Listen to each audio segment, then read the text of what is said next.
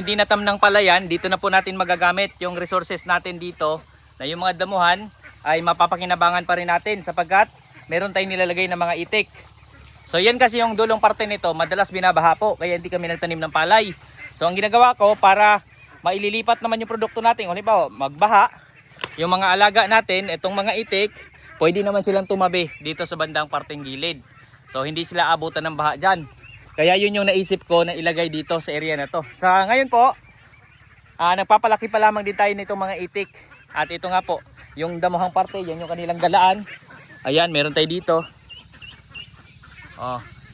Masaya sila sa ganito na meron silang naapakan na damo. Kasi dati doon ko lang sila nilagay, nakakulong sila dyan sa loob. Medyo nagkakaroon ng mortality, may mga namamatay na itik. Na medyo maingay lang dito sa bukid, no? May mga narinig tayong mga insekto. Kasabay pa nitong ingay ng mga itik natin. So, ayan ang saya ng mga itik sa ganitong area. Ayan po.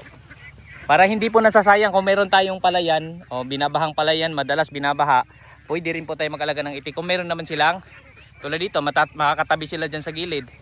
Hindi naman na inaabot ng baha dyan. Tapos ito po, pinapakawalan namin. Tapos itong area na ito, itong nauna, nilagyan ko to ng azola. So mayroong mga azola po dyan. Tapos may mga kuhol din po dyan. Tinatapunan ko yun ng mga kuhol. Kaya pagkatapos nilang kumain, dyan po sila gumagala. Napakaganda po ng kanilang galaan. Yan, tubigan. Kasi mga itik, masaya sa tubig. Yan yung kanilang kasiyahan. Ayan po. Gumagala sila dyan. Ito, kangkungan din po ito. Yan, purong damo. Napakakapal ng damo dito.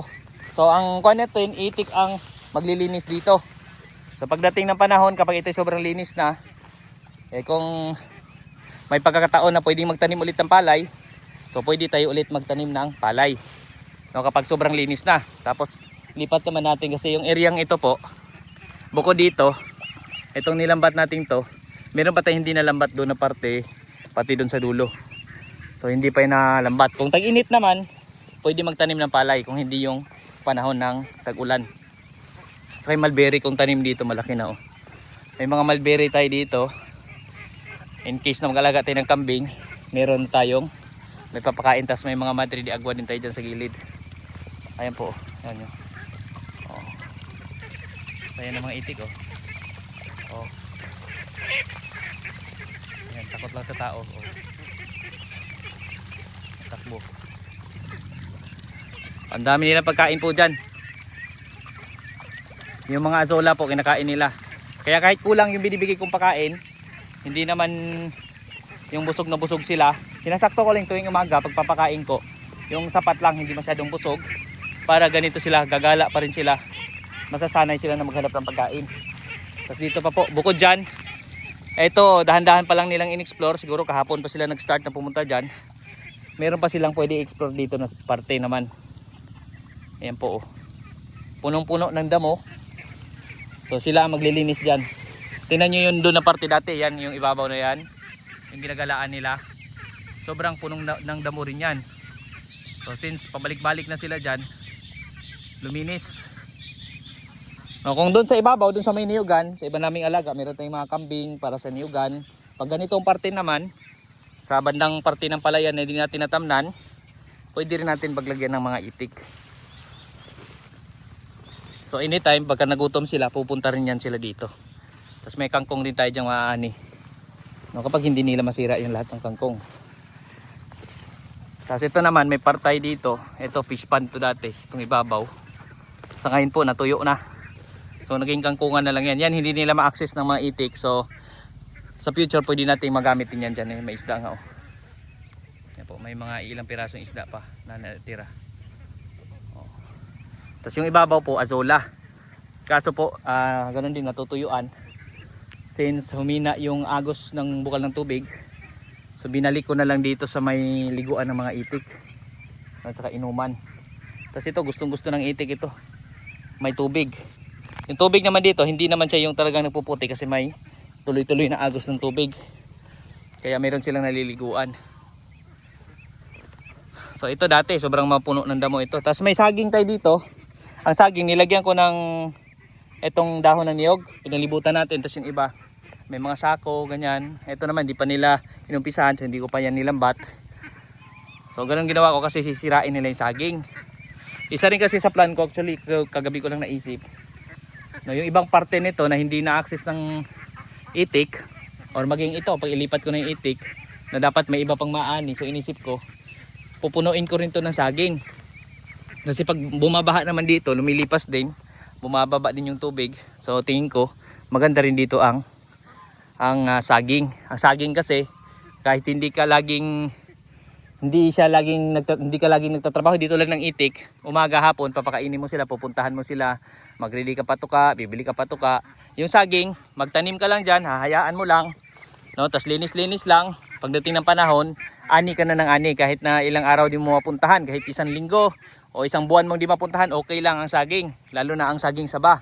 So yan yung naisip ko na idagdag ko rin na tanim dito. Kaya lang, pag ganito may mga itik, so kailangan lang lambatin. So plano ko, since kami ay may mga alagang hayop, marami kaming sako.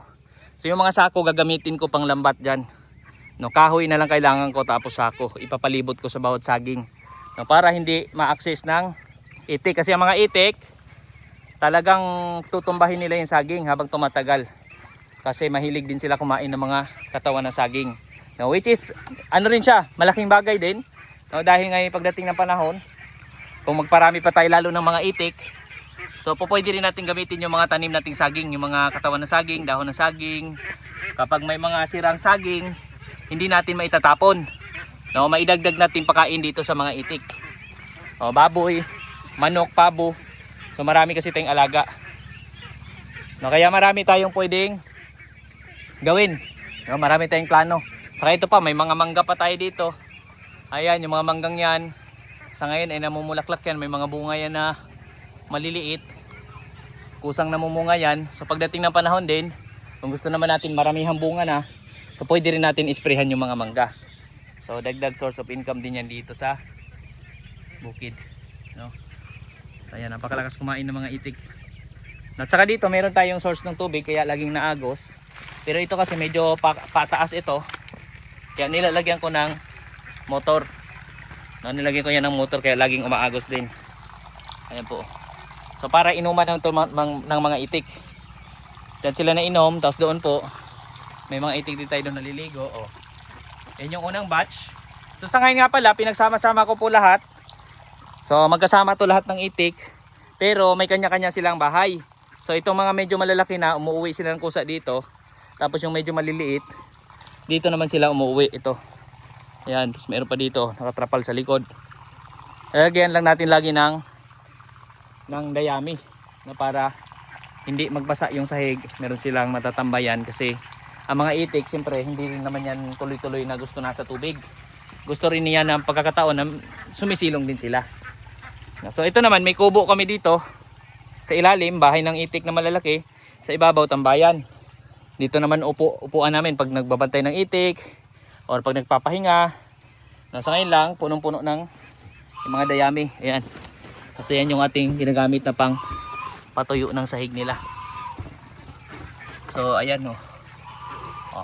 Pag dito tayo pumuisto, yan yung cover ng napakaganda rin kasi ng view din dito. Isa rin sa gusto ko dito, maraming opsyon. No, bukod sa farming, pwede rin actually as tourist area ito, tourist attraction, no, lalo na kung ma-develop natin yung area. No, pwede natin palagyan ng mga canal tots, tamnan natin ng mga saging na kahilirang ganyan or mga niyog. Tapos maglagay tayong fish pond, marami tayong pwedeng gawin. Tapos ang paligid, napakaganda. Kitang-kita natin yung bundok na kapalibot. So ayan, doon nga sa dulo po, may napakalaking bundok doon. Ayan yung pinakamalaking bundok dito sa area namin, sa bandang Zamboanga del Norte. Ayan yung sa likod ng bundok na mababa. Napakalaki po ng bundok na yan. Kaya po ang bagyo rin dito hindi ganun kalakas dahil kahit pa paano may mga bundok na nakatulong para hindi sobrang lakas ang impact ng hangin. Ayan. Mga babaeng itik, maingay. So yan yung sinyalis na sila'y babae, maiingay. So ayan, yung dulo, hanggang doon po yung area natin. Yan yung mga kahoy na yan, hanggang dyan po. Yung dulong yan. Malawak po ito. Kaya marami pa po tayong area na paglilipatan ng itik. Tingin ko nga po kahit mga 1,000 itik pwede tayong mag-alaga dito.